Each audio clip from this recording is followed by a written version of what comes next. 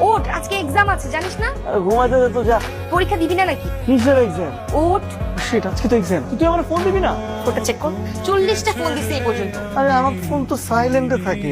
Important টাইমে যদি তোকে আমি পাই, ইম্পর্টেন্ট টাইমে তো তুই ফোনটা সাইলেন্ট রাখবি, তাই কি আগে সারা রাত এত পড়লি, পরীক্ষা দিবি না? সারা তো আমি পড়তে পারি না, যখনই বইগুলো খুলছি তখনই ঘুম পাইছে, আর পড়তেই পারি না। আচ্ছা তুই আজকে একটু আমাকে দেখাইস প্লিজ। মামার বাড়ি আবদার, তোকে যে ডাক দিছি এটাই অনেক।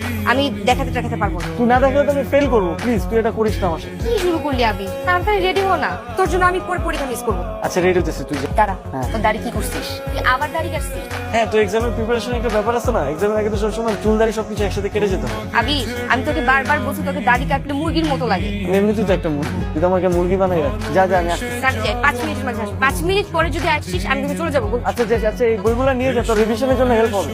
তুই কি পড়ছিস আল্লাহ জানে। কিছু পড়ি নাই আছে। তাড়াতাড়ি আয়। হ্যাঁ যা যা। এসব কি আবি?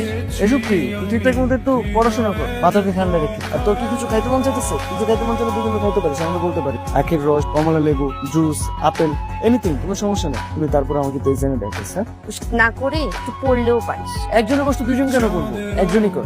তোর কি লজ্জা শরম বলতে কিছু নাই? আচ্ছা কুল, মাথা গরম করি। তোর মাথা যদি গরম হয় তাহলে কিন্তু আমার সব শেষ। আচ্ছা পানি খাবি না জুস? ঠিক মতো পড়তে না জানলেও তুই কিন্তু ঘুষটা ভালোই দিতে জানি। ছি, কি বলিস? আমি কেন তোকে ঘুষ দিতে যাবো? জুস দে। জুস খাবি? হুম। দাঁড়া, এই নে। খুলে দে। শোন, আজকে এক্সাম শেষে কিন্তু আমাকে চিজ বার্গার খাওয়াবে আর বিকেলে বিফ ভালি। একটু বেশি হয়ে যেতেছে। তাই বেশি বেশি হয়ে যাচ্ছে? ঠিক আছে, তাহলে তো আমাকে অন্য কিছু ভাবতে হয়। কি অন্য কিছু ভাববি? কি ভাববো তুই ভেবে নে, কি ভাবতে পারি আমি? আচ্ছা বুঝছি আমি, ঠিক আছে খাওয়াবো। তুই আমাকে একটু ঠিকঠাক মতো দেখিস, এক্সামের সময় আবার লুকায় রাখিস না খাতা। যা, সব দেখাও। Sure? আজকে তুই পাস করবি, যা।